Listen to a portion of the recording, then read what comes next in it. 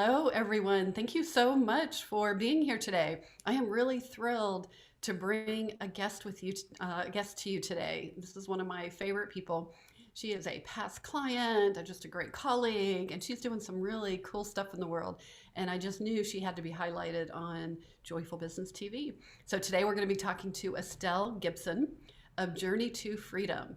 We'll talk some about her expertise, some of the things that she's created. She likes to create products and some cool a TED Talk. So we'll ask her about that, and then we're gonna really bring some questions about her joyful business and what is it like for Estelle. How does she keep that passion alive, that creativity, and things like that? So welcome to Joyful Business TV. Hello, I'm Laura West, and I am the CEO of the Center for Joyful Business. I'm a creative mindset and business success coach, as well as an author, a speaker, and obviously your host for the show today. So I've been a coach for over 20 years, helping conscious, sensitive, creative, and ambitious entrepreneurs be more successful, but they want to do it in a way that is different, right? That it's different from traditional business, that it's not about soul-crushing strategies and 24/7 hustle. It really is about finding your authentic path to success, making sure you're in energetic alignment and that you can really stand in your message, your passion, and your creativity so that you can make a difference in the world. Because we know here at Joyful Business, that's, we want to make money, we want to have a successful business, but we really are, one of our top goals, two top goals, I would say, is to have freedom, which that's why we're talking to Estelle today, and also to create meaningful work, which is another reason why we're talking to Estelle today. So we're going to be talking all about that. All right. So if you are here live, the way that this works is that for the first 30 minutes, I'll be interviewing our guest and we'll be having that conversation. And then we'll turn off the recording. And for the next 30 minutes, I'll just be available for you. And so if you are here, you can ask any questions that you like. You can ask questions about what we were talking about on the show, or you can just bring in some questions about your own business. I'm happy to talk to you or coach you around that. All right, so today we have Estelle Gibson of Journey to Freedom. And as a CPA and financial business and life coach, she helps women, couples, and entrepreneurs so that they can find the financial and emotional freedom that they desire. And Estelle actually presented her very first TED Talk in 2019, which I know that is a goal for a lot of us entrepreneurs. She's also the author of Rewrite Your Money Story, a guided journal, and the upcoming book, Poor by Choice, Overcome the Lies and Create a New Financial Truth. Doesn't that sound compelling? What do you mean I'm poor by choice? What? All right, can't wait to dive into that. And she helps them manage their money in simple ways that are really customized and really helps them break free from the limiting beliefs and fears that stop them from taking action so that you can achieve that financial and emotional freedom. All right, so I am so happy to bring to you Estelle. She has been a longtime client in and out of different programs for over a decade, I think. It's been quite a while. And she's just a dear colleague, and I just love watching your expansion and the way that you grow and your enthusiasm and passion. So welcome, Estelle. Thanks so much for having me here. Oh my gosh, I'm your ideal client. Talk about making a difference and an impact, and freedom's my highest value. When you said, I'm like, no wonder I'm her ideal client. Right. I was thinking that. I was like, the number one is freedom. I'm like, that's why Estelle is here. Yes.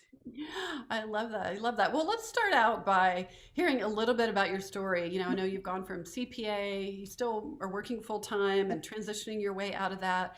But all along, what I admire about you is all along you have been holding on to this vision and working, as a side hustle, really. I even hate to say side hustle, but it's like really building this on the side with lots of integrity and lots Side of gig. commitment. Huh? Side gig. Yes, side gig. Yes, and really building that so that when so that you've got your future plans, for what you want to do more of, when you're ready for that opportunity.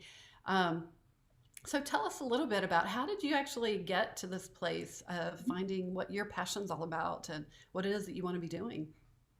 Yeah, so I'm so glad to be here and thanks for asking the question. So, my story starts with, a tragedy, my divorce. So, after 5 years of marriage, it was really a sudden divorce. My ex-husband came home one day and just said, "I want a divorce." And I was like, "Oh my God, what?" You know, Yeah.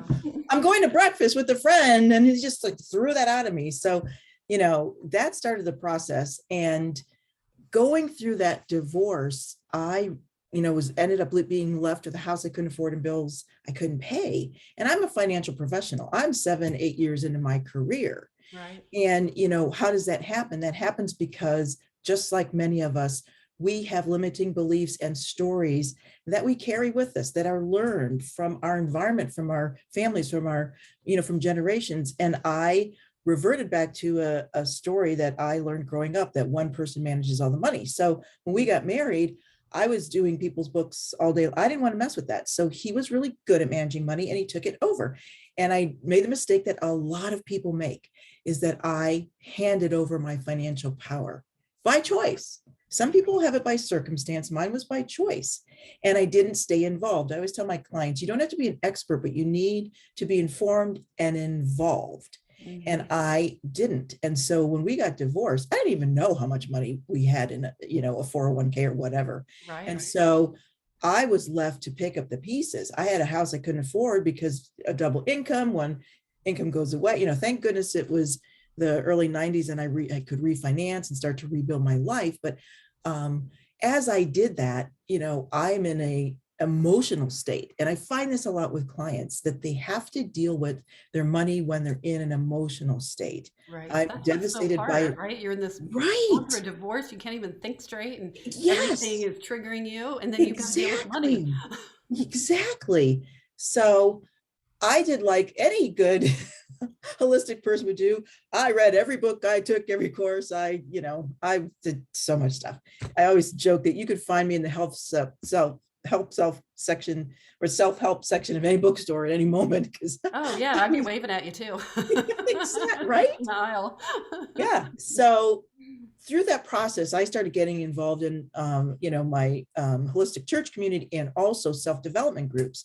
And I kept running into the same thing over and over, that people in these groups were struggling with money, were afraid about money, were couldn't pay their bills, were worrying about money. And I'm in the financial arena where people have a lot of money, but they're worrying about money and they're struggling about money and they're Right, afraid of losing their money. I'm like, this is the same. This is the same for both, whether you have money or not. right. The issues are the same. And so I started getting involved in teaching some prosperity classes and attending prosperity classes. And I kept seeing that people would get their mindset straight, but then they couldn't balance their checkbook, Right. or Didn't take the they, actions, right? Didn't follow yes, they wouldn't. through into the concrete piece. Exactly. Or they didn't know, they had no financial literacy. So, if you get your mindset right, but you don't have any financial literacy, you have one piece of the equation. And Mm, then you've got people in the financial world who are like stressed because they have no mindset issues. They have no peace. They have no, all the things we're working on in right, right. self-development, it's gone. They're And managing so, money through worry. Right. right. Yeah. So I then created a process to do both, to do a combined approach so that people could have financial literacy. And it really is it's really a three-pillar approach: awareness, which is all the mindset piece; information, which is the literacy piece; and support. Mm, Because we are not in a society, at least maybe worldwide, but at least in the United States, we're not in a society where people talk about money, where people support each other about money. It's kind of a taboo subject. yeah, So it really people need is. support so that they can understand that they're not alone. Mhm. I really think we talk about, I mean, we'll talk about all sorts of other things, our traumas, our sex Right, life, things like that right, before we will go down the money conversation, exactly. right? Before we'll share the details. And I know that's something that I bring into Joyful Business is like the more we can talk about money and normalize it, that Absolutely. it's okay to talk about how much did you pay for this and all sorts of conversations. What do you charge for this? And just share that information to get used to even saying numbers, right? Exactly. And, we're so um, trained to not speak about money. Don't ask people what they make. It's none of your business. Don't share what you paid for that. It's bragging. If you just start Right. thinking of all the ways people are like, don't talk about it. Don't ask me about it. Don't share about it. Don't tell people now because then they'll want to steal from you. Family members, don't let them know that got Right. money, won the lottery. It's Right. everywhere because people will be after Right. you. It's just Right. You don't want to win the lottery because like people will be after you. It's like such a right. scarcity mindset, right? Yes, Yeah. exactly.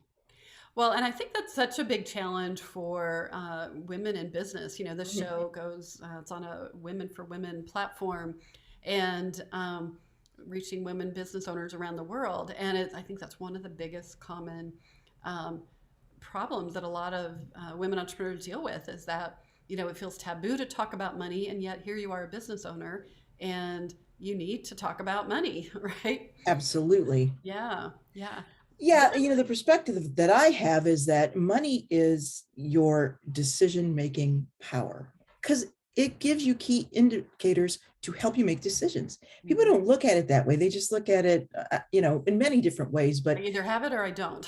right, I don't have it. I'm stressed over it. I don't want to talk about it. I have issues about it. I'm not good at math. I don't know. I can't tell you how many women say I'm not good at math. Right, It's that they right. carry some of these things um, from their past experience into it, but it really is a tool. Mhm. It gives you information that will really help you make decisions about your business. It's so important. Yes, yeah. Um, yeah, I know when I started shifting and really what I call taking back my financial power, that things started shifting in every area, that it Oh, was, and there was a sense of freedom and peace that I had, yes. that really made such a difference so that I can make clear-headed decisions going forward. That if you're, yeah, caught in that emotional spiral, it's really hard to make clear-headed commitments, decisions, investments. Yeah. Yeah, and I always say money is the way in. So people come to me for money and then we transform their lives. And the reason that is money is one of the most visible forms of showing your core beliefs. Mhm. And if you have a core belief about not enough money, not enough love, not enough time, not enough energy, it's the not enough You're just not enough, belief. right? Hmm. Yeah. So we look at it from and I look at a model that's it's kind of like going to a doctor. People come to me with financial symptoms. I Hmm. can't pay my bills. I'm stressed out. I don't have enough income. But it's like if you went to a doctor and you told them that you had my foot hurts. My foot hurts and it's swollen. And if they just gave you the pain medication, you went away, it might work for a while, Right. but if you had a deeper problem, well, maybe you have a torn ligament, maybe you have an infection, maybe you have something broken. If they Hmm. didn't look deeper, Laura, then they wouldn't really solve your problem. And this is what happens in financial situations. People come in with symptoms, and there's usually a deeper issue or problem, and it's usually a core belief issue. And Right. if we don't get to that, people have you've seen it.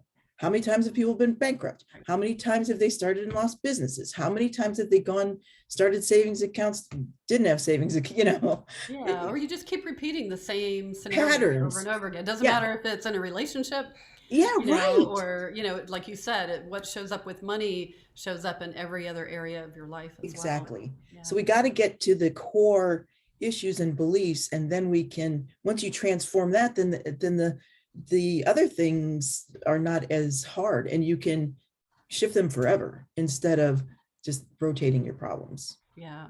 Yeah. Gosh, I just love how passionate you are about this. It just exudes from you, right? I think everybody who's watching, it's like you can feel this magnetism, right? And when you're really in your passion, I think you're such a good example of um, it's not about the perfect words. Not that you're not saying great words. It's Right. like, but it's really about the energy and letting your passion out. And it's really compelling. So I think you're a Yeah. great example of that. That was one of the reasons I wanted to bring you on the show today. One of the other things I really do want to talk about a little bit behind the scenes of, getting to do a TED Talk. And Mhm. I was wondering what kinds of tips do you have about that? Because I know a lot of our audience members, they have that on their vision board. They would like to be involved in a TED Talk. And so Mhm. I'm curious, like, what suggestions do you have for someone who is thinking about a TED Talk? So the first thing you need to do is to apply. Hmm. So There's two types of TED Talks. The TED.com is the big kahuna, Right, right. that you get to for certain reasons, or you're a celebrity. And then there's, thousands of TED Talks throughout the world, because what TED does is they issue a license to locations to do the talk, but they closely monitor it. So there's lots of information, or lots of restrictions for it. So there's probably several in your local area. So you just need to, Right. TEDx Women or TEDx oh yeah, go to City. TEDx.com and Yeah. type in your zip code, and it will pop up, whatever, 4 or 5 Right. in your area. So you want to find out when they're going to do a call for speakers, and you have to apply for the call for speakers. Now, each location is different, but the general process is call for speakers. And I was once I did my TED Talk, then I was on the committee to run the TED event. So it's very specific how they run it, because TED has a way they want to do it, that you have to have a committee, and it's got to be a certain type of organization that can support it, because you have to sell tickets. It's a whole thing, because they want their things to be successful. Right. You got to find out the organization, get on the list for call for speakers, and then apply. And then what happens is, all of these applications come in between 100 and 300. So committee members have to look through all these applications, and it depends on the location, what they're looking for. Sometimes it's a theme, and sometimes it's just, different types of speakers. So the key to a TED Talk is to have a compelling topic, number one, that is researchable, so that there's some sort of research backing it up, so that because it's an educational type of talk, that you have a personal experience with. So you have to have some kind of an experience for it to be compelling. So they're looking for experience. They're looking for a current topic that they have not done a lot of TED Talks. So go to TED.com, and if you're Googling or typing in the subject of your talk and you see a bunch of them, that may not be something that they're going to pick, because they're looking kind of for the opposite of what we're taught, right. with speaking topics. Yeah. So Yeah. they're You looking kind of for want to things that are find that opportunity. unique, exactly, that are unique, that are researchable, that you have a personal experience with. So that's kind of the 3 key things that they're looking I for. love that. Yeah. So really thinking about your own personal story, right? Yeah. You were so good at sharing your personal story to begin with. And I know there's a lot we talk about with what is your origin story around what your passion is, what it is that your passionate solution is. So, yeah. So the TED Talk fits right into that for Mhm. creative business owners. Right, right. Yeah, I love that. I just know that it's on everybody's vision board. They want to have retreats, they want to create products, and they want to do a TED Talk. And then the other And the thing book. about TED is that it is a learning process. So it's a 4-month process. So you go in with an idea worth spreading. You don't have to have it all figured out, because there's a committee of people, and you have a mentor, and you have all these things to help you. You're going to rewrite that speech 10 times, but people are reviewing it, and you're practicing it, and you're getting input. So it's a whole process. You just have to have a really good idea, and then they walk you through and help you with the process of writing it. Mm, that's great. I love that. Thank you for sharing that. A little bit Yeah. about the process, a little bit behind the scenes. Yeah. Yeah, because lots of times you just think people show up on their TED Talk and they're just naturally brilliant. Oh And God. I've heard about the behind the scenes that it's really 4 months worth of rehearsals. right. So you also have to be really committed, right? Really committed to do that. Yes. Committed. And you probably, because people ask me, can I just apply anywhere? Well, you got to be somewhere where you can go to rehearsals. Oh yeah, yeah, that's a good point, right? Yeah, you don't want to be applying across the country No. yeah, yeah, if you have to show up for rehearsals. Okay, Right. great. Yeah. Well, I feel like one of the things you are such a great model of is creativity in business, and that's a big part of what we talk about here. And so I'm curious, like, how do you keep your creativity alive? How do you keep feeding your creativity, and how does that show up for you? First of all, I think I'm a fountain of ideas. It won't stop. Sometimes I wish it would slow down. I'm like, oh Right. God, I got to land on a dime and get this done. So I just think I'm naturally an ideas person. Mhm. But the way I feed it is I'm also a knowledge person. So I'm curious. So I'm always looking for new things and looking for new ideas and looking for ways people do things and trying new things out. And I think part of it, Laura, is just being willing to experiment, Hmm. Yes. just, yeah, I want to try that, I think that's something that, they don't teach in business school, but it's Oh, like, no. and on the entrepreneur world, it is just one giant experiment, and that Right? the more you can get comfortable with the idea that, all right, we're going to try this wholeheartedly, and then we're going to change midstream if we have to. It just is, it's a muscle to build for sure. I love that. Yeah, it is. And if you and me coming from the business, arena, that's a no. No, we don't Right. want to try anything. We just want to keep doing that same old stuff that Especially worked. like CPAs, like they don't You know? experiment. I always say CPA is for me is it's cut, paste, and attach, and creative, passionate accountant. But for CPAs, it's like, the blinders, just do the same thing over and over. So yeah. Right. So I Right. think curiosity and just trying new things Yeah. and So wanting to have on fun. the flip side of that, because I know a lot of that I get people who come to me and they're just like, Laura, I have so many ideas. Like I don't know which ones to I do know. first. I'm going in circles. I'm feeling overwhelmed. So what really helps you to kind of get grounded Mhm. and so that you can decide which of these all these brilliant ideas that you have, which ones you pursue? Yeah, so I'm kind of doing a newer thing. It's by a lady it's very interesting. It's called Organized 365, and she was a teacher that worked with people with ADHD. Mhm. But Yeah, I love, if you look at the symptoms of ADHD, the personality traits and personality traits of entrepreneurs, they mirror each other very, very closely. but it's brilliant. It is, things are coded. It's colors and information, and the whole idea is to capture as many of your ideas as you can so that you can free up your brain space. Yes. So she uses these slash pockets in different colors, the slash pockets, and then just different cards. And you get ideas, you write them on a card, and then you have and I have some of them, but it's a thing of slash pockets, and then you put your ideas, you sort them so that you feel like safe, that the ideas are in a place. So you don't have to worry about, I don't want to forget that, I want to forget that, I want to That I forget got to that. hold on to. I got to hold everything in Yeah, my brain, right? And so you create all exactly. this mental clutter, which then creates the overwhelm, right? Exactly. So, and she has one specifically for business owners. So, pink is for like marketing, and blue is for team, and purple is for projects, so this all, and green is for money and admin. So then you have them sorted in a way that you can retrieve them like that, Mm-hmm. because it's all set up. So Right. I'm also like a sticky note or a put it all out kind of a person. So Yes. I like to capture the ideas, get them, put away. And then when I'm ready to work with them, I'm visual. So Yeah, I I'm have holding to my be sticky able, notes right here for some reason. exactly, Must be because I'm talking to you. Yeah. cards, color. Yep. Yep. So Yeah. that helps me. Yeah, that's great. I love that. I am such a big believer. I keep a stack of pre-printed mind maps that are just ready to go, and Yes, so whenever I get a project idea, I can just pull the mind map. And that's what as that's what I teach my clients, just to get it out of your head.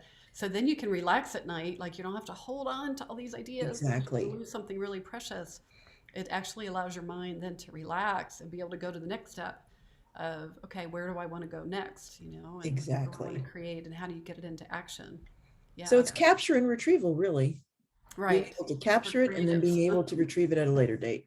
Right, right. Be able to find it. So I Yeah. also know that a lot of entrepreneurs like, I've got a journal for this and I got a journal for that, and then I have some stuff online on my computer, and then I have some stuff in Evernote, and then there's Asana, and then Yep. there's, Oh, I had all that. yep, This folder system works great because it's all in one little place. yes, yeah, that's great. I love hearing about different systems and things that really work, that work well for creative entrepreneurs. Um, So tell me about, especially like, you work full time and you're doing this business, that and it's really growing and things are going well. And so it's like, a lot of what I talk about is your personal energy system. Mhm. I know you've heard me talk about throughout the years, um, we have to manage our personal energy. And it's like, if our personal energy goes, everything starts falling apart. Yeah. It's like a house of cards. Yeah. And so looking at your physical, mental, Mhm. emotional, spiritual energy, even your environmental energy, as we're just talking about, and I also add in there your financial and your social Mhm. energy systems. And so I'm curious for you, what are some things that you do to help manage your energy and, when things just feel like there's a lot going on, or what do you know are kind of the most important things to you that if these are right, then everything else kind of gets going? The first one for me is sleep. Hmm. And okay, I've learned the hard way Right. I think because we all have.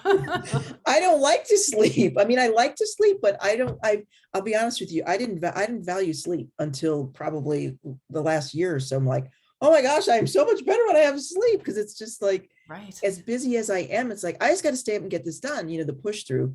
But sleep is number one. It probably is tied with food, because sleep, Right. food, They can water. be so related, right? The sleep, the food, the water. Yeah. And then for me, meditation Mm, and those kind of three are all together, because uh, if I can meditate, then I can get through a lot that's not right if I don't have the sleep and the right food. Meditation can right. even that out. So those Right. kind of three are my top three.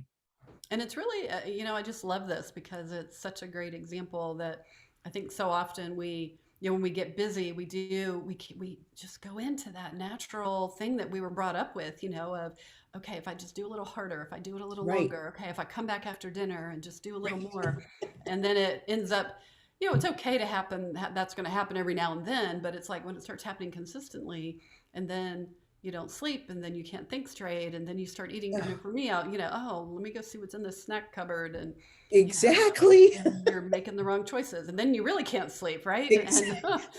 then it's like you totally forget about the water, and then and the meditation went out the window like two Oh weeks ago. yeah, I don't have time for that now. Yeah, like, well, I'll just do these things, and once I get through this project then I'll start meditating again, and it's like actually the Right. meditation's a thing that's going to help you get Through through the it. project, right?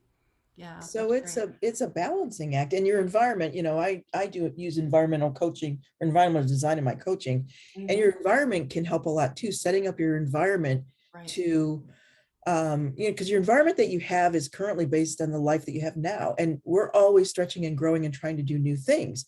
So you have got to set up the environment for your future, which Yeah. is not what you're thinking about. Right. Right.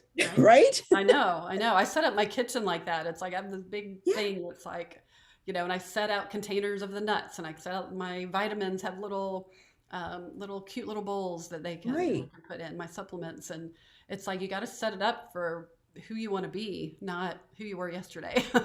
And it's also, Laura, the environments of people, places, and things. So, do you have the people that are supportive of your dream, that are, going to help you? Do you have the things in place? Do you have, it's the environment of all of that to help support where you're headed. And we don't do that. And me, I'll just talk about it because I work with people, and it definitely for money. And I'm experiencing it in what I won't call it retirement because I'm not retiring, my next act. Right. And I see it so much when people leave jobs of 10, 20, 30 years, they have the life and the lifestyle that supports that career.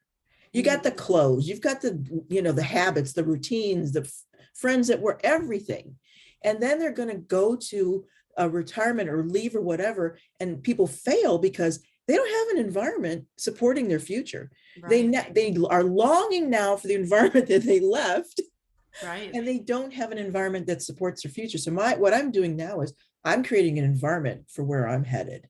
I'm Yeah. creating the friends. I'm creating business besties. I'm creating, my office space, my wardrobe, everything Right. for my I love new that. next act, not where I'm at now. Right. I've done that with money systems, financial systems. It's like, Yes, if you don't think you have money to put into a 401k as an entrepreneur, it's like I set up the account anyways. And it's like I put in, I start out putting in what I exactly. could, and then it's already there. And then you get excited about it growing. And then it's like, oh, now I'm a woman who has a 401k for my business, that Exactly. kind of thing. So it's Yeah. the same kind of thing. Oh my gosh, this has been so great. I know that we could keep talking and talking. I can't believe Yes. time goes by so fast. So tell people how they can hear a little bit more about you. And I know you have a free gift for them as well. Yes. So you can reach me at estellegibson.com for my website. And then in any social, just go, use Estelle Gibson and I'll show up on Facebook and LinkedIn and Pinterest. And then I have a free gift, which is my money story map, which you can find at bit.ly. I think it's bit.ly, money-story-map. And this is a wonderful tool. It's a visual tool because I have it in different forms, a journal and so forth, but this is a visual tool to help you uncover your money beliefs, to understand your money story, and then to shift it and to rewrite your money story. So I love it. I love it. I'm going to be checking yeah. that out. That is good. I know anything that comes from you. We have very similar creative minds, so I know it'll be good. So, all right. Thank you so much for being here, Estelle. I really appreciate that. Thanks for And I having want me. to thank everybody in our audience for visiting today and for watching or listening. If you want to know more about Joyful Business, you can go to joyfulbusiness.com. I have lots of free resources there for you. You can start checking things out, get on our newsletter list, and you can hear more about the retreats and workshops and things like that I'm offering. You can also go over to Facebook and just search for Joyful Business Community, and we've got hundreds of people in that community that are sharing, just like we're doing today, like a bunch of amazing, fascinating, conscious entrepreneurs. So thanks everybody for being here today. Thanks so much, Estelle. Thank All right, you. bye-bye. Thank you for watching this episode of Joyful Business TV. I want to invite you to get more creative strategies and support for growing your business. You can start right now by activating your abundance mindset with a really powerful creative visualization that will help you get into the universal abundance current, one of my favorite things to do. And you'll also get a companion 7-day journal that will help you create a daily habit of co-creating with the universe. These are two powerful resources that you can get started right now to help grow your business and activate that abundant mindset. You just go over to activateabundancegift.com.